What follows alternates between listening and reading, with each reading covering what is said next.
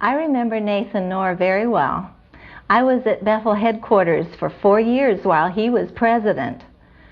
Charles Taze Russell was responsible for the failed prophecies of 1874 and 1914.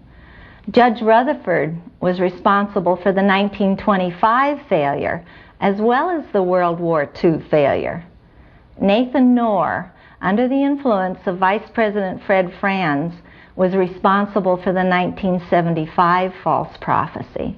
I remember how excited we all were as we studied this book, Life Everlasting in the Freedom of the Sons of God, and learned that 1975 would mark the end of the 6,000 years of man's history from the date of Adam's creation.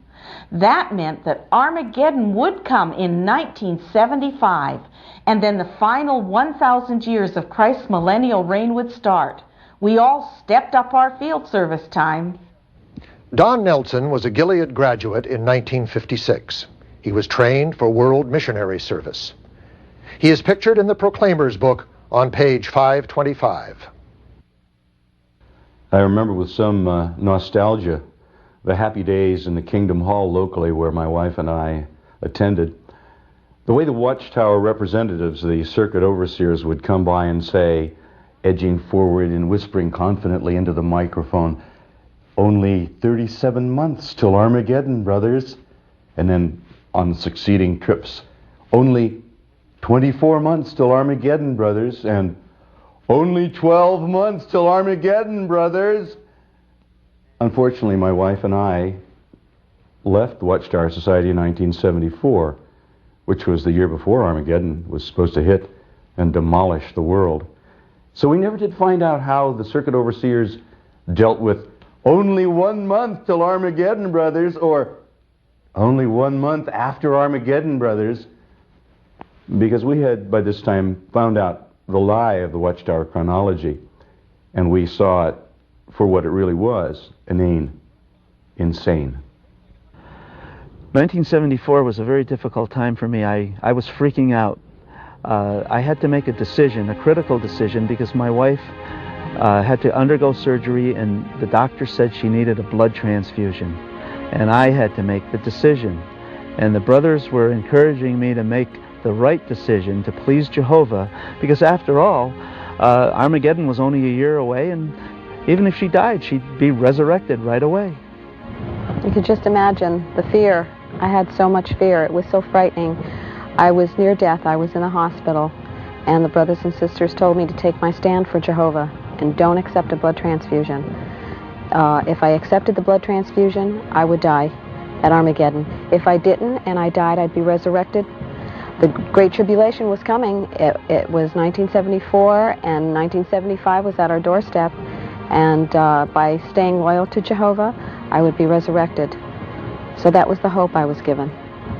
A few years before 1975, the elders convinced me to sell my stamp collection, which had been in my family for 3 generations. Had I kept it, it would be worth over $1 million today. When the date 1975 failed, I realized that they were wrong, and I soon left the organization. I remember how we were kept on the edge of our seats at our assemblies in the late 1960s, while a society paraded one couple after another onto the platform, who had sold their houses and goods and had gone full-time in the ministry for the few remaining months before Armageddon. Some remortgaged their homes. Some emptied their bank accounts.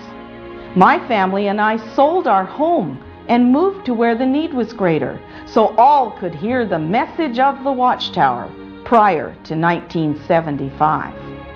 Well, in 1973, I started a company called Trimline, which eventually employed about 1,500 Jehovah's Witnesses through literally hundreds of distributors.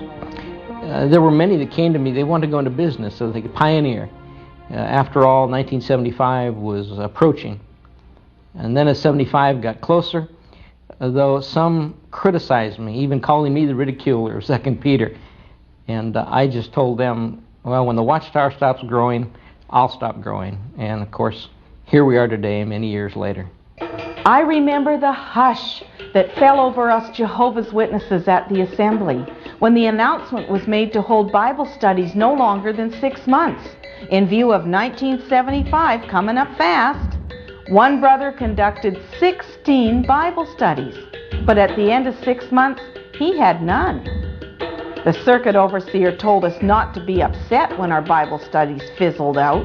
He said, those people had had their chance and did not deserve to live in Jehovah's New Order if they couldn't make up their minds to be Jehovah's Witnesses in 6 months. We were told to go out and look for others and hurry. 1975 came and went without Armageddon and without the ushering in of the 1,000-year reign of Christ. All were to be destroyed other than Jehovah's Witnesses. How did the Watchtower Society handle this embarrassment? As usual, the society blamed its members for the failed prophecy, just as they had done in the past. President Nathan Knorr took a back seat as Vice President Fred Franz tried to cover up the failure. He started with denial. Franz admitted disappointment on the one hand, but on the other hand, he refused to admit his guilt in setting the date. He said he hadn't been specific, but he had. He said he didn't definitely say Armageddon would come by 1975. He only said it might. But anyone attending the assemblies knew otherwise. Much more was said than was printed. So you see, 1975 was a major disappointment to all. When Nathan Knorr died in 1977, Fred Franz went on to become president of the society. Did he continue to deny responsibility for the 1975 failure? Fred Franz continued to deny his responsibility for 1975. I had the opportunity to personally confront Franz in a telephone interview and pointed out to him that his denials held little weight. After all, he had been very specific about 1975 in the publications, and I read him a few quotes. I told him that's why Jehovah's Witnesses gave up everything for 1975. It was Franz who forced them to believe 1975 would see the end. He was now at a loss for words. His own statements had condemned him. He was a false prophet, and I told him so.